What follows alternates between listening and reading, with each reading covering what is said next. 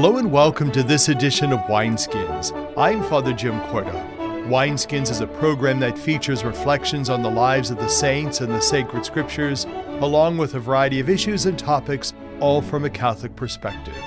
Winsskins is brought to you through the annual Bishop's Appeal, the Catholic Communication Campaign, and St. Paul's Catholic Books and Gifts, a division of the Society of St. Paul.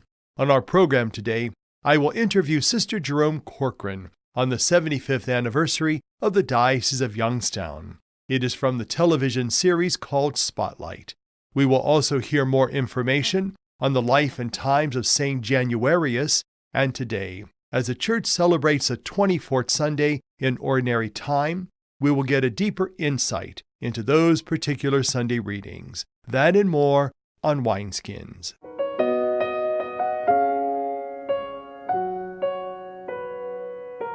Catholic Charities is an important part of the life of the Church and her members. To share with us an important issue is Adrienne Curry. With me now is Adrienne Curry, who is the Director of Social Action for the Diocese of Youngstown. Adrienne, welcome back to Winsskins. Thank you. You know, during this year, we're obviously as a diocesan church celebrating our 75th anniversary, and so it's a time to kind of remember the past and look forward to the future, and obviously celebrate the present. In your position and in your department, what are some of the past events that you have celebrated, and what are you looking forward to in the future? Well, you know, I've only been in the position for 2.5 years, so I haven't had much in the way of celebration. I'm looking forward to getting to know the people a little better. I've been getting out a little more, doing things with the schools. I went to a presentation of the principals a couple of weeks ago, and we're working on Laudato Si things for the school. One of my successes, I have to say, we have 3 global solidarity high schools with Catholic relief services. And so, speaking with Mary Fiala, we're trying to get the other 3 high schools to become global solidarity high schools. So I'll have all of them. So I'm looking forward to that.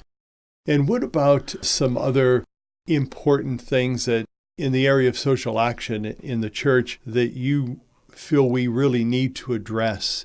And what would you like to spend some time in the future, near future, addressing? I am looking forward to the Bishop's pastoral letter on racism.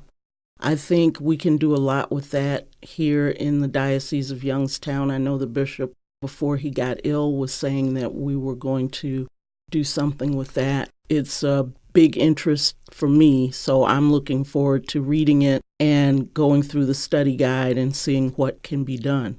I think for the folks that are with us, what would you like to let them know about this sin of racism? What can they do to try to affect change in their homes, in their communities, in their churches? I would say just get to know people who are different than you. Don't say that you're colorblind, because when you say you're colorblind, oh, I don't see color, I don't see race, you're really discounting the person of color.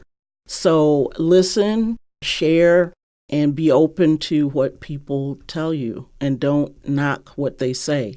I know that in the past months, you have been part of some national events, like going to certain workshops and talks. What have you found in your travels that have enlightened you about the area that you're working in here in the church? I always find something new. I went to the Social Action Summer Institute this past summer in Philadelphia, and I always come back with a new to-do list of things that I can do to bolster my work here.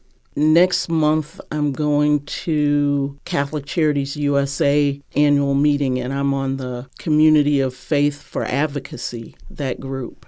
So I'm looking forward to seeing how we could get people more involved in advocacy here in the diocese.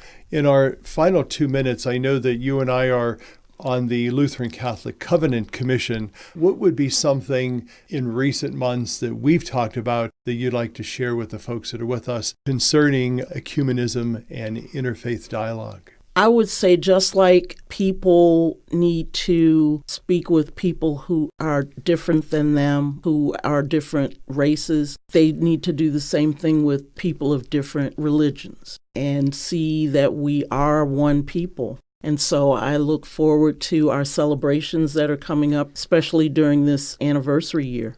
Adrienne, let us know if the people want more information. Where do they go? Who do they contact? They can contact me at acurry@youngstowndiocese.org. Or they can also call you at the diocese at 330-744-8451. And what about the bishop's organization and website? It's www.usccb.org. And what would you like to tell the folks, especially in parishes, what they can do to help you, but also to help themselves learn more about social action in the diocese and in the church? They can invite me to their parishes. I am more than willing to come out, help them set up a social justice committee if they want to, or if they want information on anything justice related, I can provide that. And just one final thought, especially in this anniversary year that we're celebrating, how has your department celebrated that and lifted that up, these 75 years in the diocese? We're actually planning a social justice event. I can't give you any details yet because we're still thinking about it, but some kind of service project. Well, when you have that plan, please give us a call, let us know, and we'll help you promote that through Winsskins. Thank you.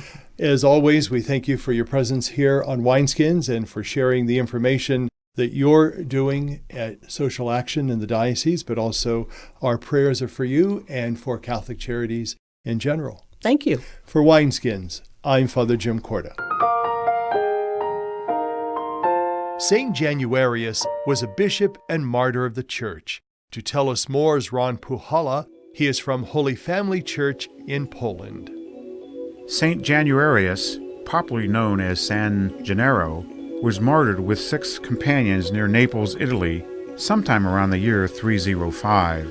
His feast is listed in the Jerome calendar.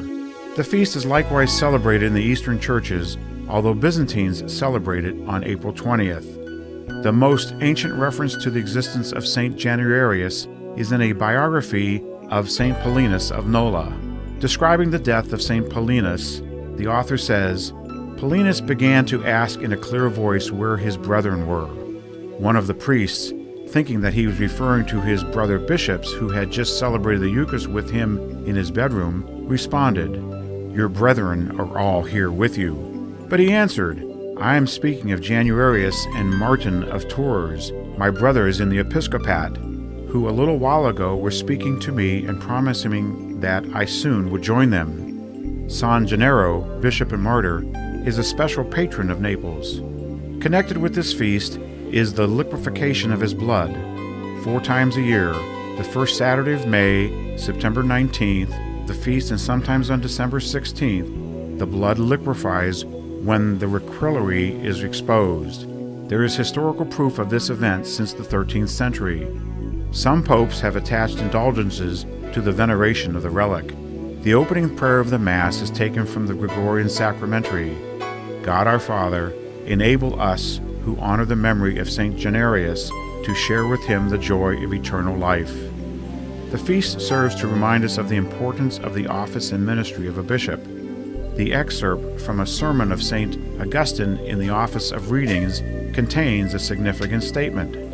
This is why being set above you fills me with alarm, whereas being with you gives me comfort. Danger lies in the first, salvation in the second.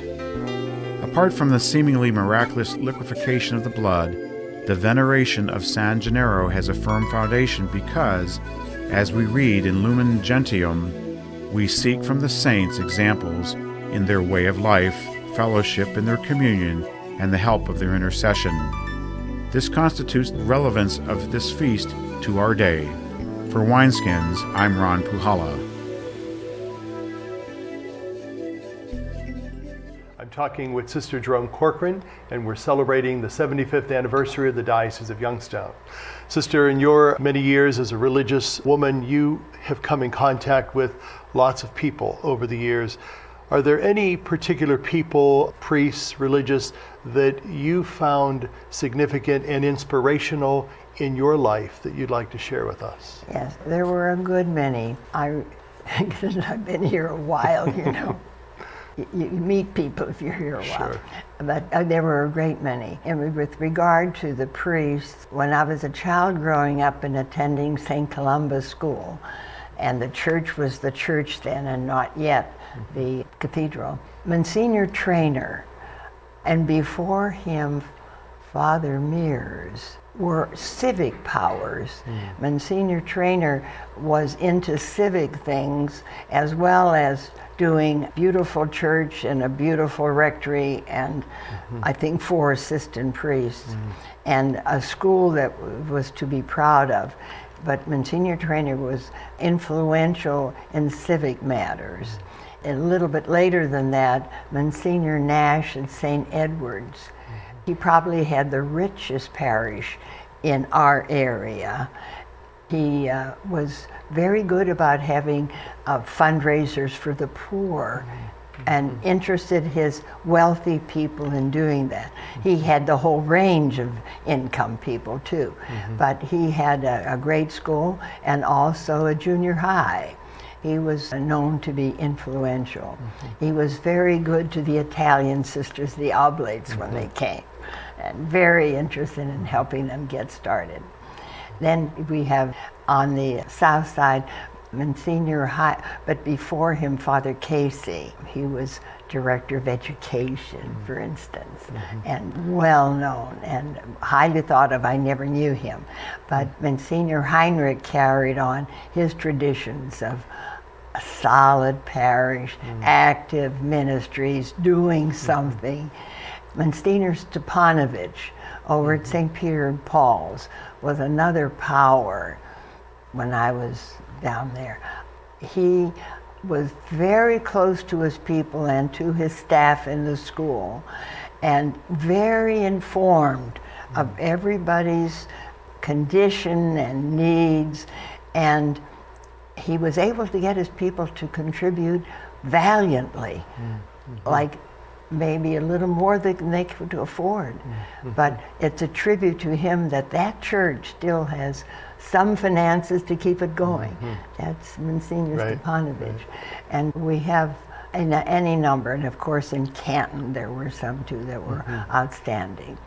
But we can be proud of the priests and the image they've projected. Now, Sister, can you tell us how long you've been an Ursuline sister? I think it's 82 years. Beautiful. Let's see, 83, 1935 to 2018. Beautiful, 83 sister. years. Now, in those many years, how have you seen the Ursulines live up to their charism for the glory of God alone? It's kind of hard to put your fingers on exactly this, but it seems to me that motto has been really ingrained in all of us, and through the many years when we were just teachers, it showed in the work we did in school, and those who teach others unto or shine like stars for all eternity. Those quotations were big in our lives. And so when we were only teachers, it was easier, like, to point to objective growth or development. And now that we have many interests, depending on the sister's own abilities, or it's still hard to put your finger on it, but it seems to me it's a spirit. If it's good, I should do it, and God will be glorified and people will be helped. I think that's about the way it works out. And what do you like best about being a sister? What I like best about being a sister, let's do the selfish things first. Okay. I had wonderful opportunities. I couldn't have had a fuller education. And then I've always been blessed in being with groups of our sisters. I never had to live alone, and I didn't go to the missions, but I've always lived with groups. And there's a lot that's unsaid in groups that solidify the groups and keep them together and keep them humming. I've had wonderful groups. Now that healthcare is so, we've had so many good benefactors, so many. I hate to say a name because then I'm leaving out some other name. Sure. But for the 83 years, I remember how we've had significant benefactors, and the doctors, there were years and years and years, we didn't have any health care. There were doctors who provided care, and Jewish doctors. I should mention the Jewish people in my life. The Jewish people have been very supportive of my ministries, very supportive, and very responsive with money and services. They've just been wonderful. And many Protestants, so that like what I was doing didn't look like a special Catholic thing. They felt it was good to do. So we're very blessed with that now, and marvelous benefactors. One of the things I like very much now is at the Ursuline Mother House in our chapel, we welcome families. And it's so nice. We might have 3 or 4 families with their children of a Sunday. That is wonderful. It's closer to what we're doing than just ourselves. Sure. Well, Sister Jerome Corcoran, it was a pleasure to have you on our show. Thank you for enlightening us as we celebrate our 75th anniversary as a diocese, and God bless you. Thank you, and God bless you. And thank you for being with us. Have a good day, and God be with you. For more pertinent information and to listen to Wineskins, visit www.doi.org, the website of the Catholic Diocese of Youngstown. Stay with us. We'll be back in a moment. The first Catholic parish established in Portage County in 1831 near Randolph, Suffield, was St. Joseph Church. Years later, John Newman, who would become the first American male to be canonized, was sent there to give a mission to help heal the divisions that occurred between the German Catholics who had settled there. Perhaps that is what made him a saint. The parish is also noted for its school, which dates back to 1832, being the oldest English-speaking school west of the Alleghenies. The church is also famous for its Lourdes Shrine, which has welcomed pilgrims since 1927 and is the only exact replica of the world-famous grotto at Lourdes in France.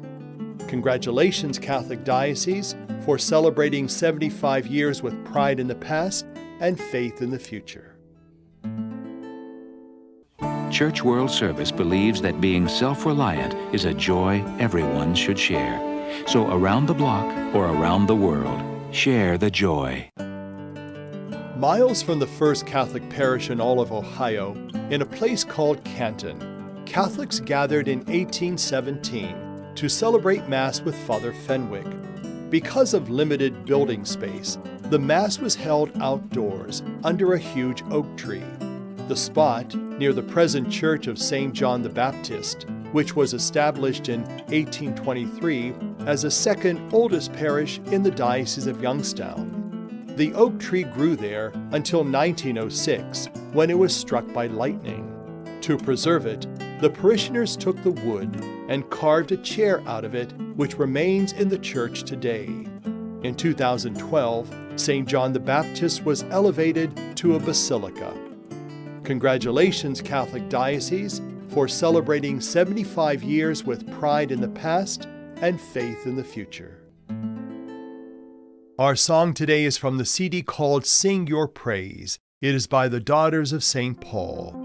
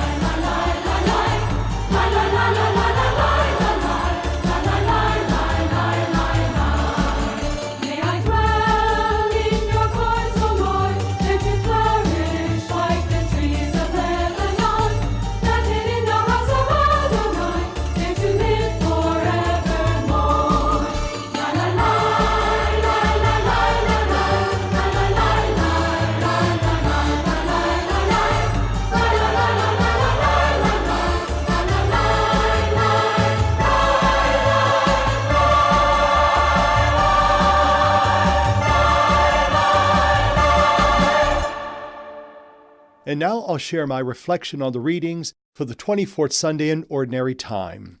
In our Gospel today, Jesus told his disciples for the first time that he was going to die. It was an announcement that they were not prepared to hear. No thought could have been further from their minds.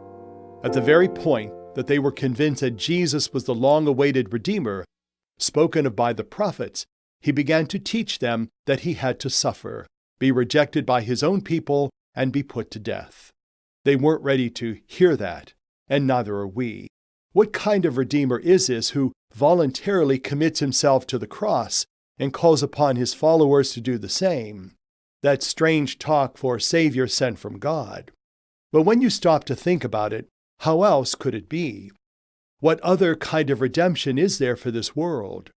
Do you know of any human situation that has ever been redeemed apart from the cross? That is what Jesus was committed to and appealing for. The cross is something daily and vital, lying at the very heart of life itself. The bottom line is that in this world there are two kinds of living. One kind makes life cost more. The other kind helps to pay the cost. When we think of the cross in those terms, it is a familiar and vital principle that is being lived on a daily basis by ordinary women and men just like you and me. Some people make life cost more, that is sin. Other people help to pay the cost, that is cross-bearing. You can see that truth everywhere you look. Start with the home. There are some people who make home life cost far more than it should. It may be children who are rebellious and uncooperative.